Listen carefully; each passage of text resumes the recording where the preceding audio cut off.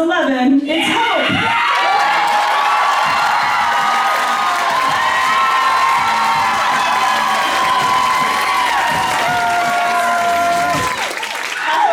hope. I'm a Cancer. I did suck my thumb until I was like 11. I also drink white milk with every single dinner. I'm terrified of dogs. And I also have 3 moms!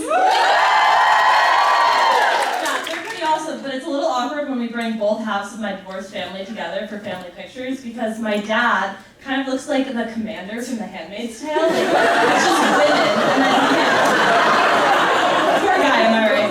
But honestly, I feel like if my family were to exist during The Handmaid's time, like, they would not do well. It would be really bad. But I would be okay, because I'm pretty good at using, like, handmade vernacular all the time. I always say, blessed be the fruit, or may the Lord open. And I didn't really know that people weren't getting that reference for a while, you know, because, like, I said it all the time. People probably thought I was so culty, which, honestly, my family kind of was culty. I was raised that way. We would, every year before the first day of school, we would sit in a little circle with a candle in the middle and summon in good vibes for the rest of the year. I think it worked, I don't know. But we also had a minibus, which was pretty culty too. We parked this bus across the street from my house at an elementary school, and it got broken into quite a bit. You know, rocks thrown through the windows and also penises drawn on the side.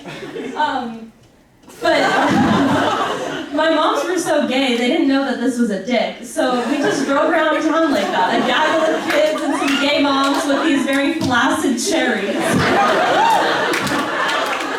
No, I'm just kidding, they knew they were dicks, but who's with me? Cherries are better than penises.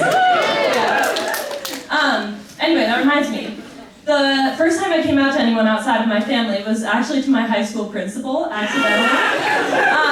Yeah, I had a scheduled Zoom appointment with him, because I was that kind of student. And I joined the Zoom room, I entered it, you know, everything was going great, I had my little agenda lined up, and I heard this weird noise coming from the background. And I quickly realized it was Diana Ross' hit classic, I'm Coming Out. And it was like, I'm coming out, you know the one.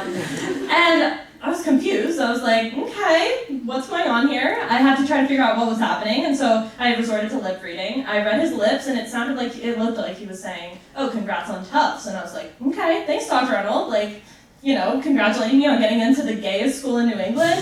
Like, is he putting my gayness into the universe before I even knew it? I guess that could work. Or weirder still, what if my 7-foot-tall Mr. Clean lookalike principal is coming out to me? I mean, honestly, I could see it. Like, Mr. Clean is a queer icon with those bleached brows and the derpy earrings. Anyway, the music continues, I'm coming out, and I'm still really confused. And so I kind of, you know, start dancing along to the music a little bit, because it's really fucking awkward. But nothing's happening. I'm like, Dr. Arnold, please, you need to turn off the music, I can't hear you. I'm cranking the volume to try to hear what he's saying, and he can't hear anything. And so he, you know, he starts smiling a little. I'm like, that's weird. Then he puts in the chat, but it's your song. What the fuck? It's my song? What does he mean by that?